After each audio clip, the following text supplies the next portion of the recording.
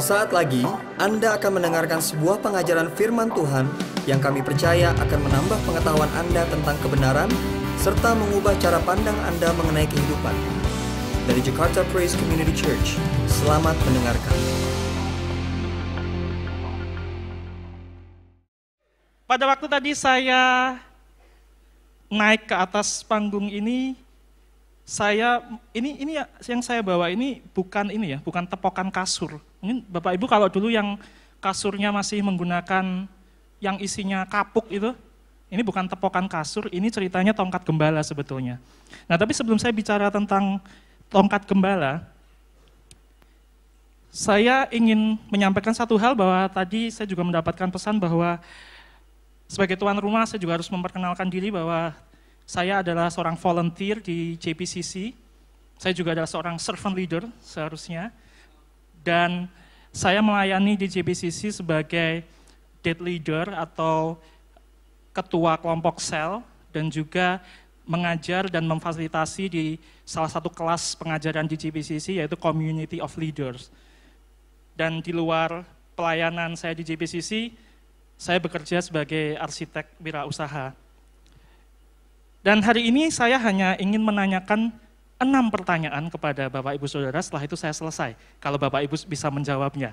Mudah-mudahan kalau Bapak Ibu bisa menjawab dengan cepat, hanya dalam 10 menit ini selesai dan kita bisa ke sesi berikutnya. Atau makan siang dulu.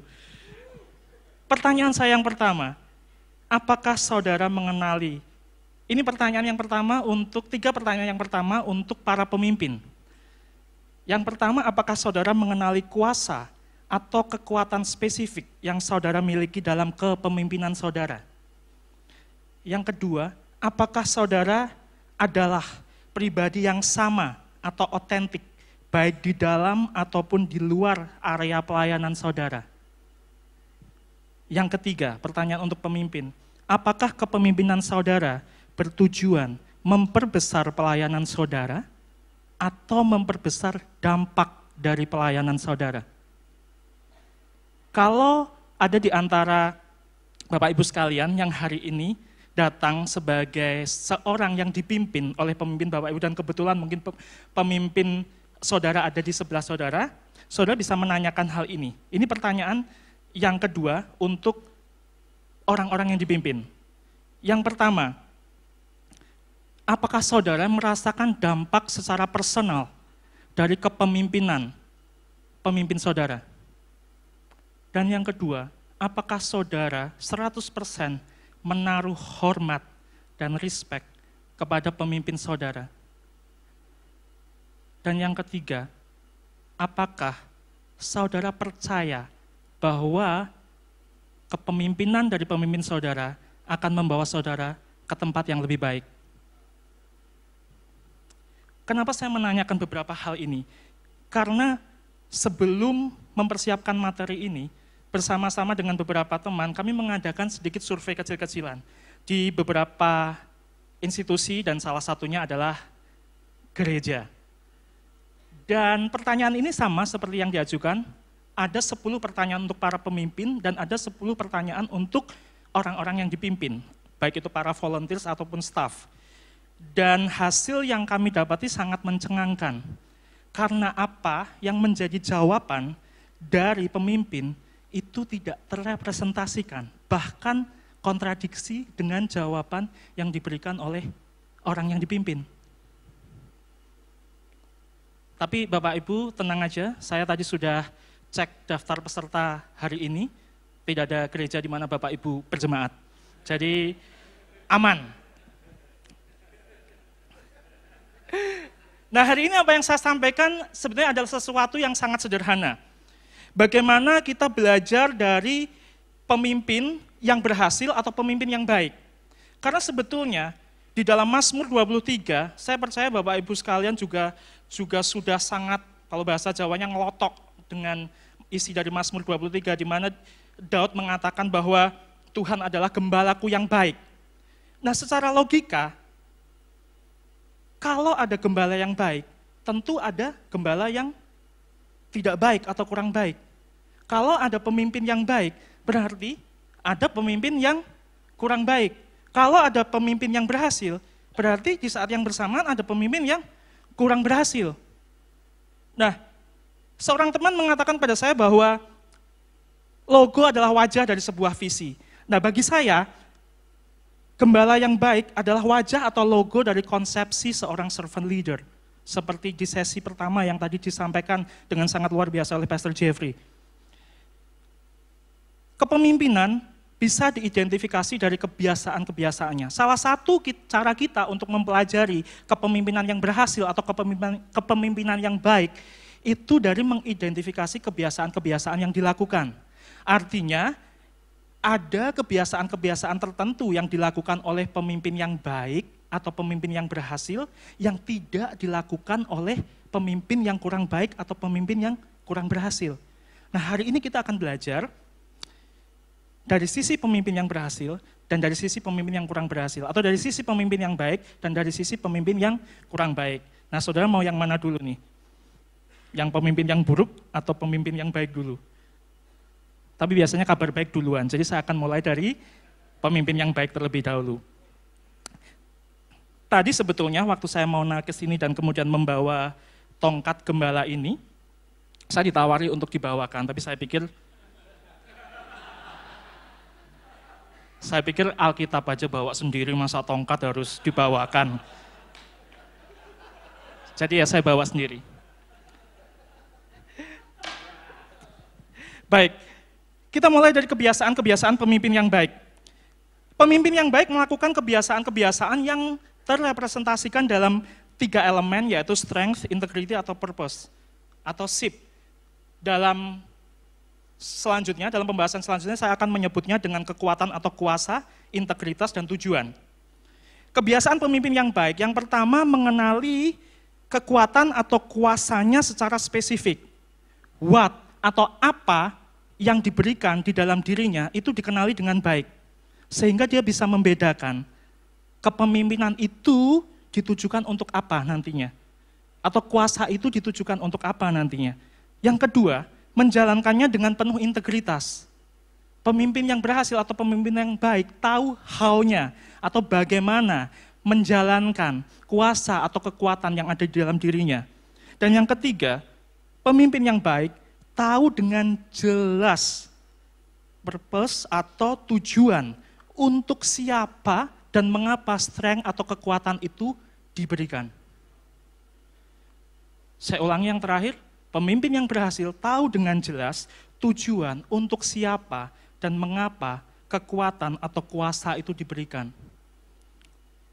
Mengenali kuasa atau kekuatan secara spesifik adalah begini, kuasa atau kekuatan secara spesifik adalah hal yang secara alami diberikan Tuhan dalam setiap kepemimpinan. Nah, di tahun lalu saya bicara dan kita belajar sama-sama tentang 5 roti dan 2 ikan. Tadi Pastor Jeffrey juga menyampaikan bahwa kuasa atau kekuatan itu harus dimulai dari apa yang ada dalam diri kita, apa yang kita punya. Karena itu perlu untuk dikenali dengan baik, apa sebetulnya yang kita punya, apa yang ada di dalam diri kita. Nah, sebagai contoh begini, Musa dan Yosua memiliki kepemimpinan yang berbeda. Musa dan Yosua memiliki kuasa atau kekuatan kepemimpinan yang berbeda. Kepemimpinan Musa adalah membangun tim, atau yang disebut dengan breakthrough leadership. Tetapi Yosua, kekuatan dalam kepemimpinannya adalah menstabilkan tim sebagai stabilizer atau harmonisasi. Karena waktu atau masanya dan tantangannya berbeda. Karena itu mereka punya kuasa atau kekuatan spesifik yang berbeda untuk menjawab tantangannya masing-masing. Kuasa secara alami sudah ada di dalam diri setiap pemimpin dan tidak ditentukan oleh faktor eksternal di luar dari diri pemimpin. Tidak ditentukan oleh atribut ataupun alat. Pemimpin yang baik menyadari bahwa tongkat gembala hanyalah atribut atau alat. Alat bantu untuk mempermudah menjalankan kepemimpinannya.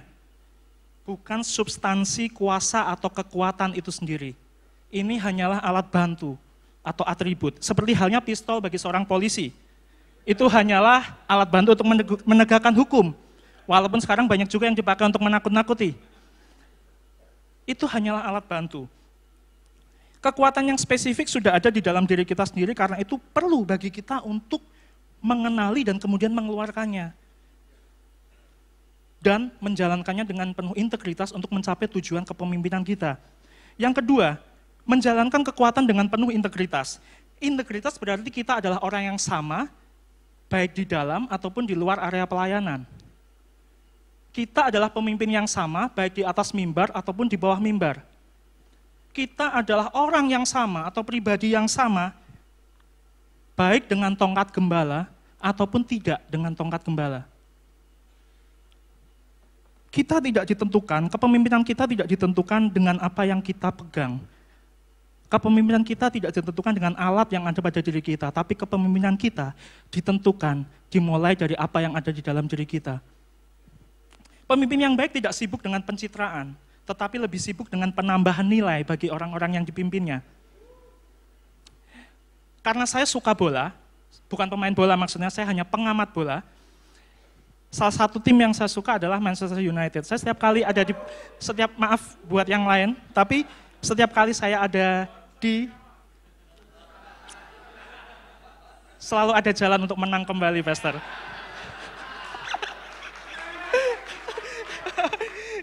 Salah satu pemain yang saya kagumi adalah Ryan Giggs. Dia adalah pemain legenda di Manchester United dan dia menunjukkan kesetiaan dan loyalitasnya kepada tim. Dia tokoh panutan baik di dalam maupun di luar lapangan. Tetapi pada kenyataan belakangan terungkap bahwa apa yang selama ini bertahun-tahun orang lihat mengenai dirinya ternyata sangat berbeda dengan apa yang terjadi di luar lapangan. Dia terlibat dengan berbagai macam intrik dan salah satunya adalah terlibat skandal dengan istri atau pasangan dari adiknya sendiri. Dan itu sesuatu yang sangat mencoreng reputasi yang selama ini begitu luar biasa ketika dia ada di dalam lapangan bola. Nah, sebagai pemimpin kita bisa saja menjaga citra di atas mimbar ini. Tetapi ketika kita turun dari atas mimbar ini, reputasi kita yang sesungguhnya sebetulnya sedang dibangun di situ. Pemimpin yang berhasil atau pemimpin yang baik tidak sibuk menuntut dilayani, tetapi menuntun untuk melayani. Bedanya hanya satu huruf di belakang, T dan N, tetapi artinya sangat kontradiktif. Kita bisa menggunakan tongkat gembala ini untuk menuntut dilayani, tapi kita juga bisa menggunakan tongkat gembala ini untuk menuntun, untuk melayani. Reputasi kepemimpinan yang sejati tidak dibangun dengan pencitraan, tetapi atas. Saya ada sesuatu yang salah dengan tongkat ini sepertinya. Saya berharap ini tidak akan membelah laut malam hari ini, siang hari ini.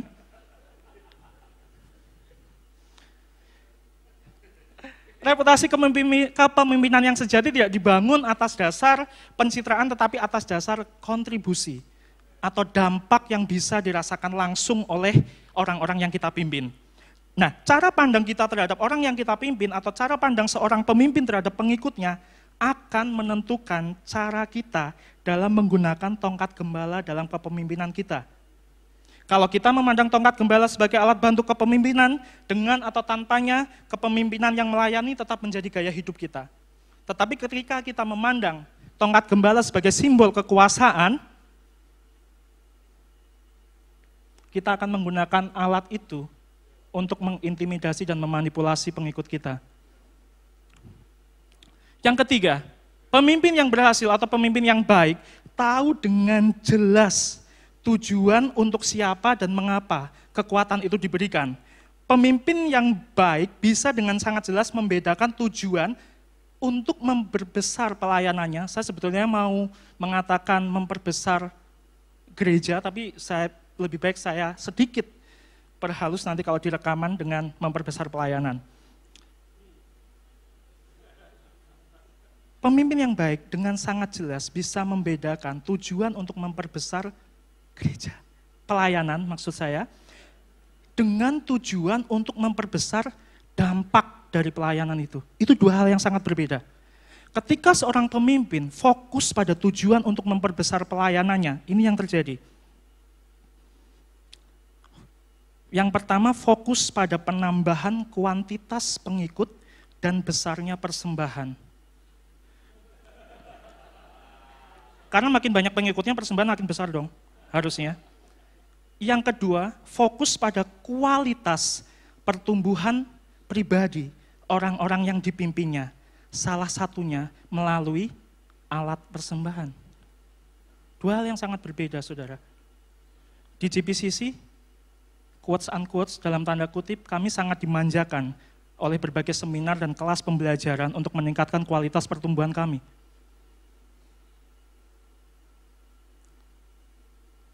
Tujuan yang sepertinya sama memiliki dampak yang sangat berbeda. Kalau saudara fokus pada untuk memperbesar pelayanan saudara, saudara akan lebih fokus pada kuantitas jumlah pengikut. Tetapi kalau saudara fokus pada kualitas pertumbuhan dari orang-orang yang saudara pimpin, tidak peduli berapapun jumlahnya saat ini, pengikut yang saudara miliki atau pengikut yang mengikuti saudara, dengan sendirinya pasti akan bertambah kuantitasnya di masa yang akan datang. Dampak yang besar atau signifikan tidak ditentukan dari banyaknya pengikut, tetapi dari kualitas pertumbuhan pengikut. Lebih baik area pelayanan atau jumlah pengikut tidak terlalu besar, tetapi pertumbuhan kualitas pribadinya signifikan.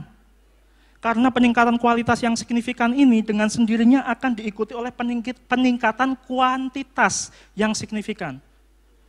Kuantitas dengan sendirinya akan mengikuti ketika saudara menginvestasikan yang terbaik yang saudara punya untuk orang-orang yang saudara pimpin, dan dari situ akan dengan sendirinya muncul peningkatan kuantitas.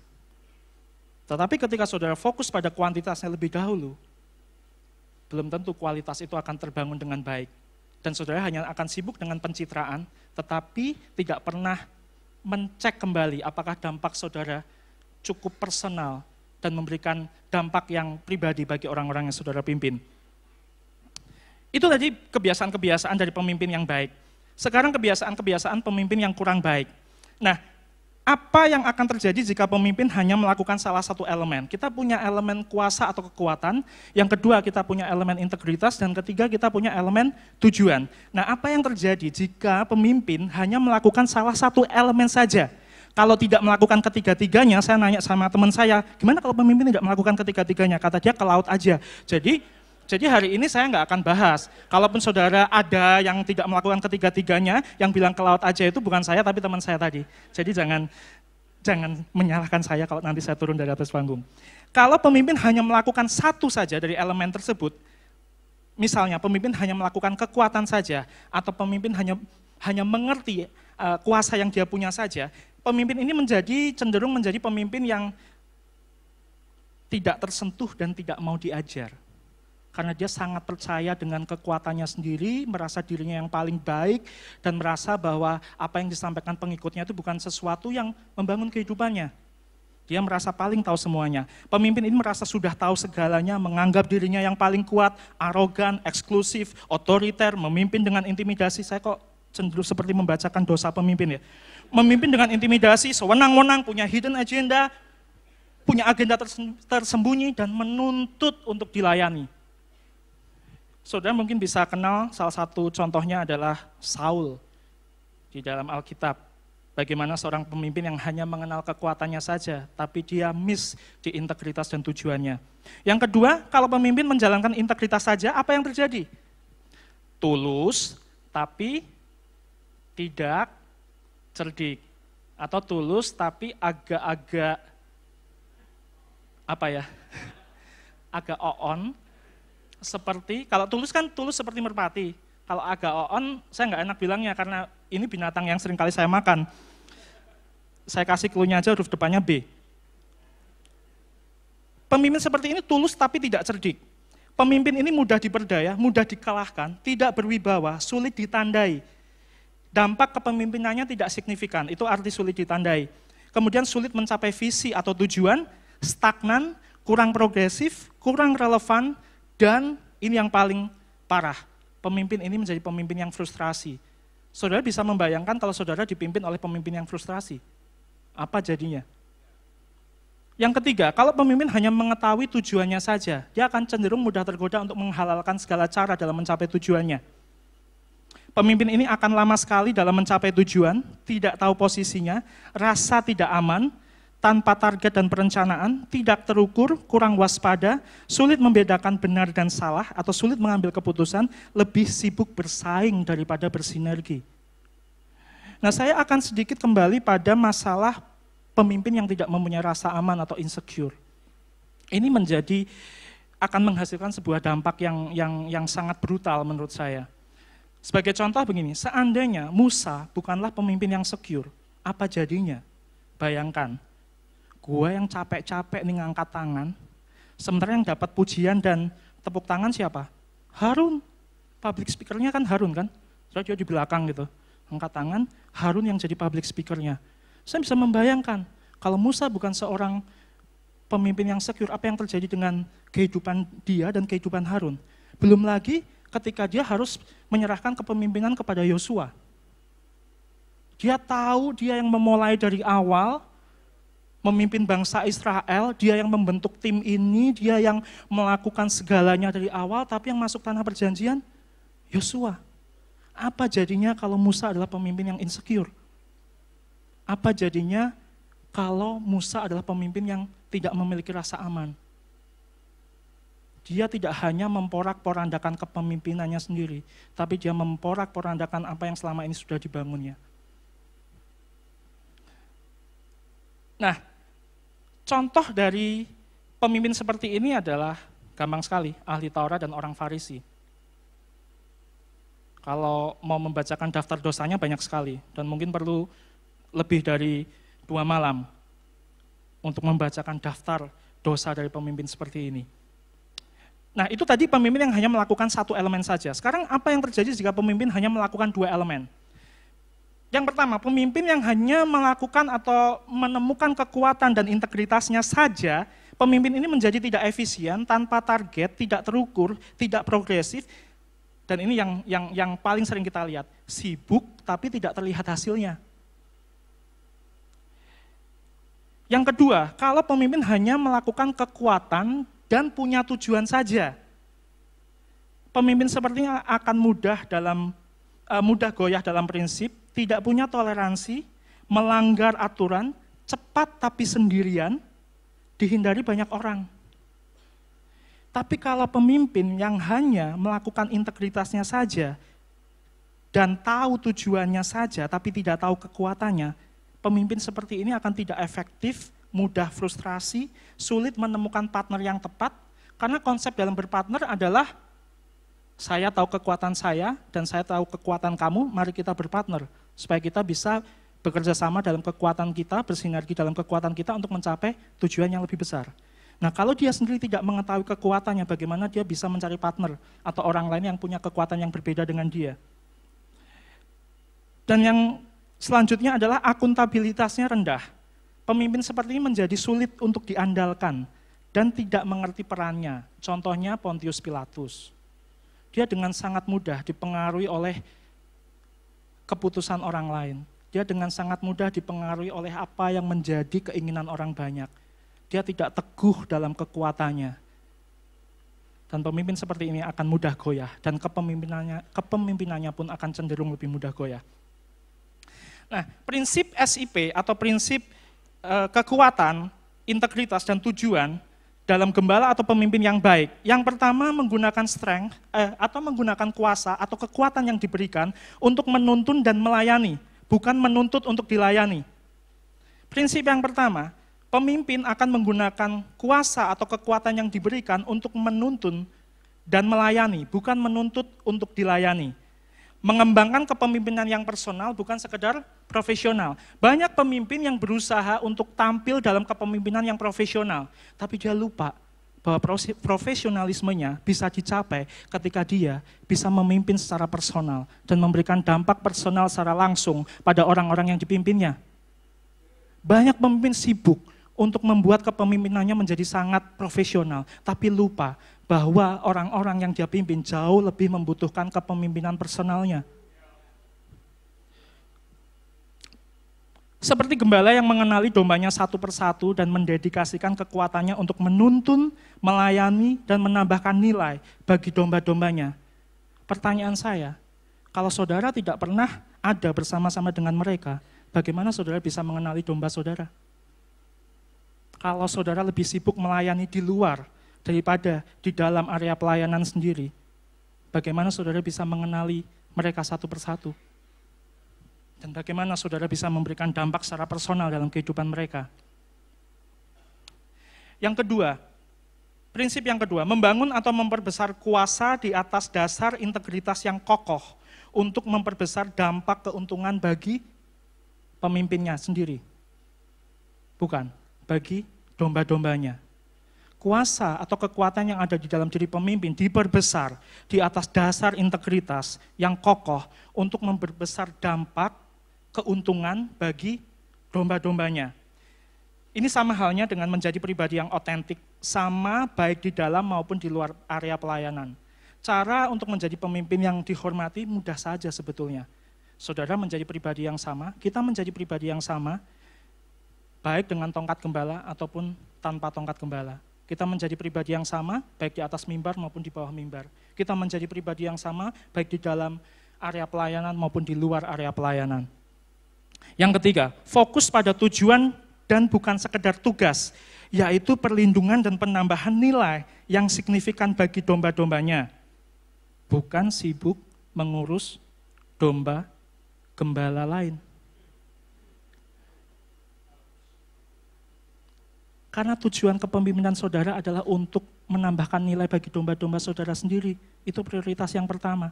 Tapi ketika saudara sibuk untuk mengurus domba-domba gembala yang lain, apa yang terjadi dengan domba-domba saudara sendiri? Tidak heran dalam berbagai kuesioner yang kami ajukan pada saat mempersiapkan materi ini, jawaban yang paling sering muncul dari seorang staf atau orang yang dipimpin ataupun volunteer, mereka bilang begini, pemimpin saya tidak pernah mengajak saya bicara secara reguler dalam waktu-waktu tertentu. Pemimpin saya terlalu sibuk.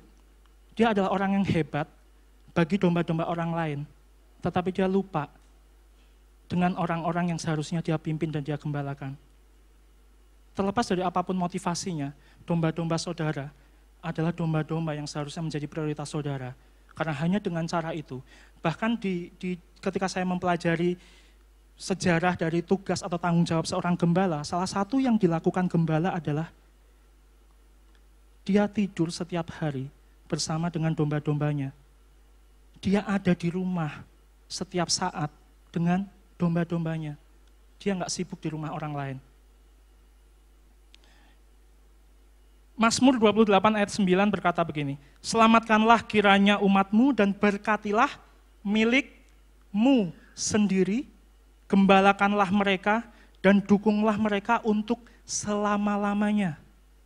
Selamatkanlah kiranya umatmu, bukan umat orang lain, dan berkatilah milikmu, bukan milik orang lain, gembalakanlah mereka dan dukunglah mereka untuk selama-lamanya. Karena orang-orang yang saudara pimpin memerlukan itu dari diri saudara sebagai pemimpin. Jangan menjadi gembala upahan, menjalankan kepemimpinan hanya sebagai sebuah tugas. Ya, saya sudah nggak punya pilihan, saya sudah ditahbiskan menjadi seorang pemimpin, menjadi seorang gembala, dan kemudian kita terjebak pada melihat itu hanya sebagai sebuah tugas, dan kita lupa pada tujuan yang lebih besar di balik tugas itu. Jangan menjadi pemimpin atau gembala upahan yang menjalankan kepemimpinan hanya sebagai sebuah tugas dan tidak melihat substansi tujuan yang lebih besar dari tugas yang dilakukannya. Yang terakhir, keuntungan pemimpin yang melakukan prinsip SIP ini. Keuntungan pemimpin yang melakukan prinsip kuasa atau kekuatan, integritas, dan tujuan. Yang pertama, dampak personal bagi orang-orang yang dipimpinnya melalui kekuatan saudara. Itu akan terjadi secara langsung dalam kehidupan mereka. Yang kedua, keuntungan yang kedua, saudara akan dihormati oleh orang-orang yang saudara pimpin. Ini bukan bicara saudara gila hormat, tetapi bagaimana saudara bisa menjalankan kepemimpinan dengan baik. Kalau saudara tidak pernah dihormati atau mendapatkan penghormatan secara penuh dari orang yang saudara pimpin. Dan bahkan orang-orang yang saudara pimpin memilih untuk menghormati pemimpin yang lain. Yang ketiga, keuntungan yang ketiga, saudara akan dipercaya oleh orang-orang yang saudara pimpin. Saudara akan dipercaya oleh orang-orang yang saudara pimpin. Nah, Jack Newman mengatakan begini, ujian akhir bagi kepemimpinan bukan menentukan kemana domba kita akan pergi. Ujian akhir dari kepemimpinan bukanlah menentukan kemana domba kita akan pergi. Tetapi bisakah saudara memastikan, bisakah kita membuat domba kita mengikuti kemana kita akan pergi? Karena mereka merasakan dampak langsung atau dampak personal dari kekuatan kita. Mereka menghormati integritas kita dan mereka percaya penuh terhadap tujuan kita, yaitu membawa mereka ke padang rumput yang jauh lebih hijau. Dan itu untuk keuntungan orang-orang yang kita pimpin. Karena itu saudara, tongkat gembala bukan untuk menuntut. Tongkat gembala bukan untuk mengintimidasi, apalagi memanipulasi. Tapi tongkat gembala untuk menuntun, menginspirasi, dan melayani. Tuhan Yesus memberkati.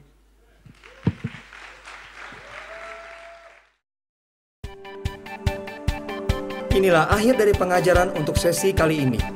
Untuk informasi lebih lanjut, kunjungi www.jpcc.org.